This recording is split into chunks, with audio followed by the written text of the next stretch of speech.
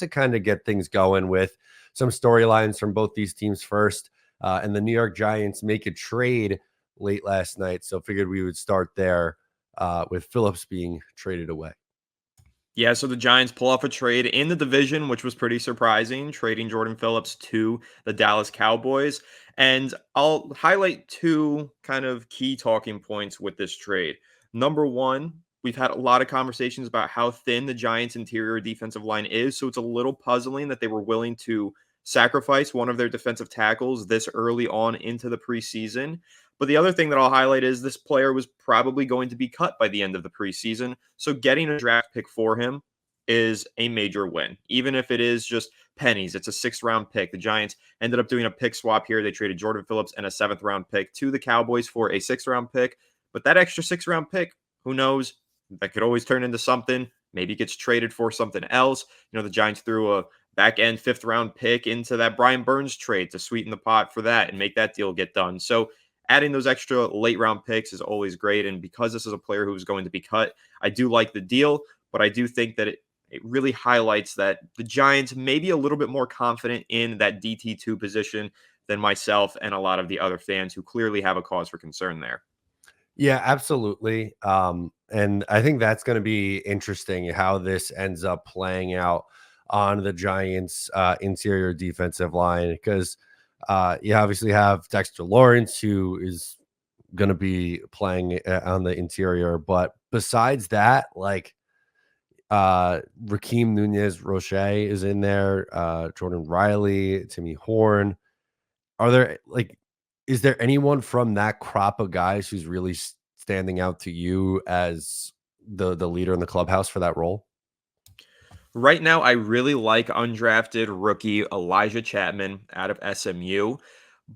And I like him in the sense where he's shown potential and he's flashed his talents. I don't like him in the sense where I feel so confident that he can be the starting defensive lineman alongside Dexter Lawrence. And the reason being, he's shown a lot of pass rushing potential. He had 5 total pressures in that week 1 matchup and a sack, 4 hurries. Like, he was all over the place as a pass rusher, looked really good.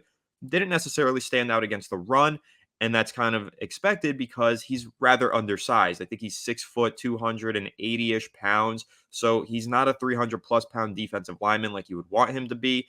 And the Giants honestly do need a 300 plus pound defensive lineman alongside Dexter Lawrence, who could just kind of hold down the fort in the run game. I don't think they have that. So as much as I like Chapman, and I think he might end up stealing that starting job as an undrafted rookie, he still doesn't necessarily solve all of the Giants' needs on the interior defensive line. And then you're talking about maybe doing a little bit of a rotation there with him, Jordan Riley, 7th-round pick from last year, who I think is more of a nose tackle than just an interior defender. So I also have questions as to how he would fit. And then, like you mentioned, Raheem Nunez-Roche, who is a veteran. He's a decent player, but he's nothing to write home about. So I like Chapman, but again, just cause for concern there and all over the place on that D-line. Yeah, I think that's a fair way to look at it. I think you got to be excited about, what this edge room could look like with, Thibodeaux and Burns, but it seems a little bit up in the air, like some of the more interior rushers on this team. Um, Chapman as a UDFA, I think is intriguing and someone we have to keep a close eye on, and maybe this is a conversation better left for when we preview the upcoming game for the Giants. But for me, I think it's like this is the opportunity for these guys to stand out in the preseason games, and I know the Giants starters are going to play a little bit in this upcoming game, but this is also where guys can separate themselves on the depth chart and maybe earn that starting job. Yeah, and that's what I think could happen here with Elijah Chapman. I mean, when we entered the summer with this undrafted free agent, we heard some things about him in the spring, really standing out, showing his athleticism. We're like, okay, maybe there's a little gem here. Maybe he sneaks his way onto the final roster. But then in that preseason week 1 matchup, like I said, 5 pressures and a sack looked really good.